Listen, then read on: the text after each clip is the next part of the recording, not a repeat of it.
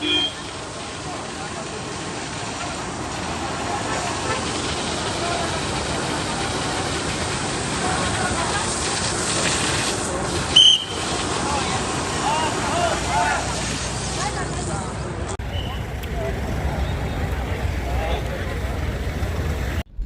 કોળી સમાજ મિત્રો, આજરોજ બગદાણા મુકામે કોળી સમાજના યોદ્ધાઓ નવનીતભાઈને ન્યાય માટે આત્મવિલોપન કરવાના હતા ત્યારે આજે કોળી સમાજના અગ્રણીઓની ધરપકડ કરી લેવામાં આવી હતી. પોલીસ તંત્ર દ્વારા અડધી રાતે તેમની ધરપકડ કરવામાં આવી. અમુક લોકોને આગલે દિવસે ધરપકડ કરવામાં આવી. ત્યારે મારે આ પોલીસ તંત્રને કહેવું છે કે તમે આટલી મોટી સંખ્યામાં પોલીસ તંત્ર દ્વારા જ્યારે કોળી સમાજના આગેવાનોની ધરપકડ કરો છો ત્યારે આ સાચા આરોપીની ધરપકડ કેમ નથી કરતા?